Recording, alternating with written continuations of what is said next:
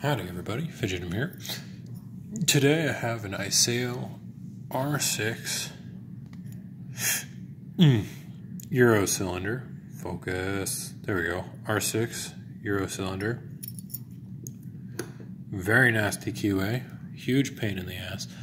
Very tricky to get your pick around for the very high cuts, which of course I believe line up with the spools in positions 3 and 6.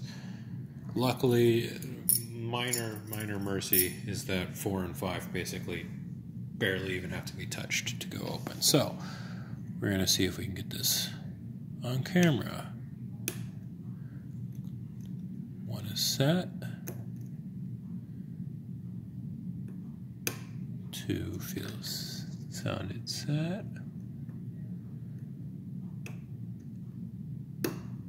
Alright, we got a false set now. So back to the beginning. 1, 2.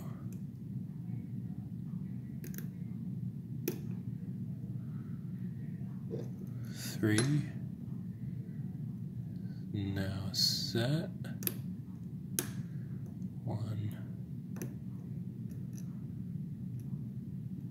Come on, where's 2?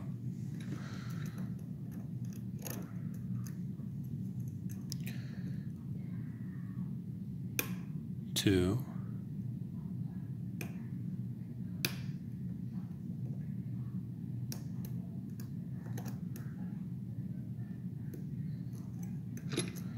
Come on, 1, 2, 3.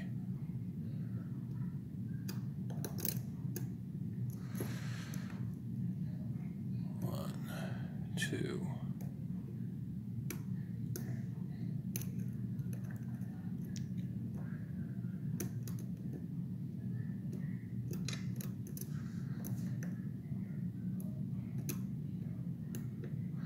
There we go.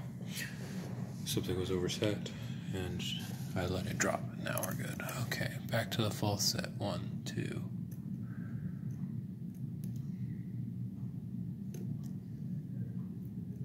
One, 2, 3. I think is set. 4, 5.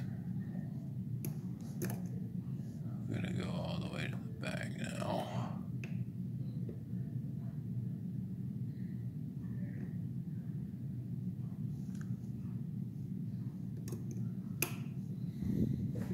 Go. I think I just set 5. Haha! There we go. Woo! Oh, okay. That was a pain in the ass. That only took, what, like 3 tries?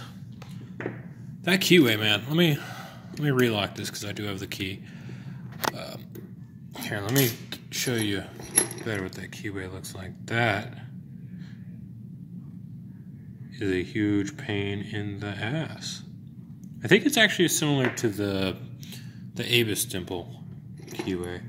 All right, what is that padlock called? I don't know. I did one the other day. Oh no, it's the package I'm sending out. All right, there we go. Sorry, Lunk. All right, now. I need a C-clip. Hold on. C-clip tool.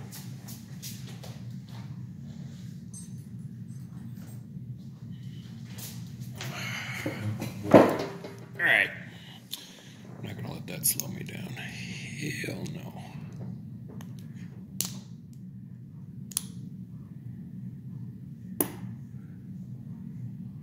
There we go.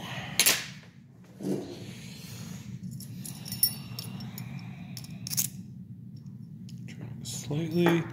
These are very small pins, and there is a channel there, so hold on while I get a shim.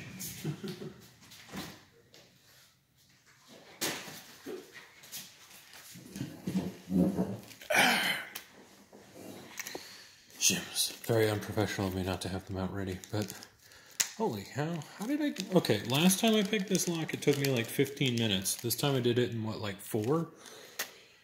How did I manage that? Alright, whatever. I'm not complaining. This used to be a half cylinder, and now there's none of it left. I chopped the tailpiece off so I could get it more easily because I'm just lazy like that sometimes.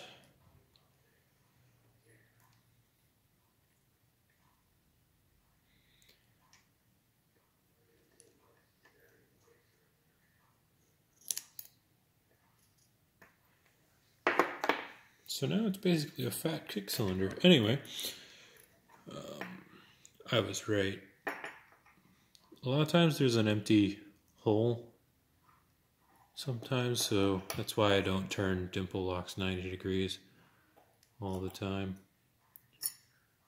Alright, this lock's a pain in the ass, so I'm curious to see what's inside of here. Standard. Standard. Standard. Well, I didn't feel anything go into an overset trap, so that's not surprising. Standard and standard. These are those very low pins. I actually want to check something. Okay, so they do have to be picked.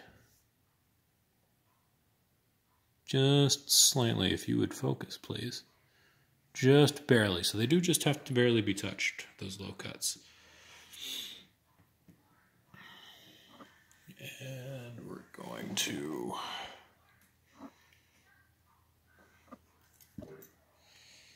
there's a little bit of drill protection right there.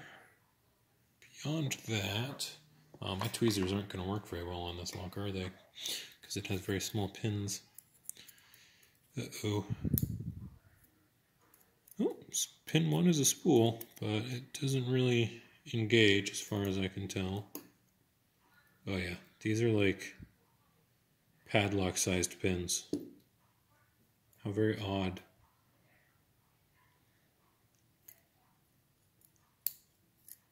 Standard in 2.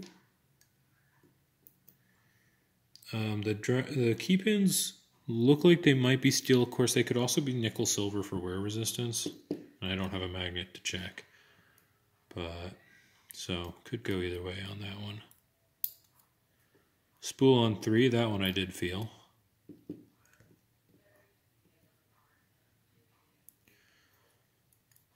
Four is also a spool, but it doesn't engage because of how low of a cut it is.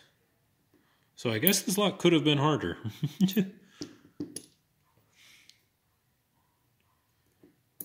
Although, frankly, I think it was hard enough.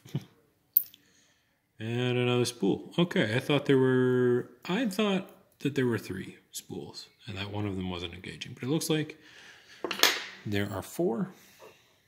Oh, that's out of frame, damn it. Nothing in the Bible. It's just a reasonably well-made lock of decent quality. Small amount of drill protection right there. And these are your pins. Spool, standard, spool, spool, standard, spool. All the key pins are standard. You know what? I'm going to go find a magnet. 1 second.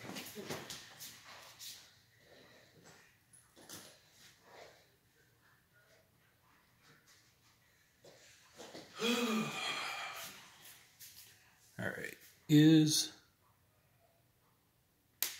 I mean, it's mildly magnetic. So these might be steel. So those might be anti-drill pins as well. Alright, cool. Very nice. I like this little lock, but it's going to a new home, so I must say goodbye to it and to you. Thank you for watching. Subscribe if you're new. Bye-bye.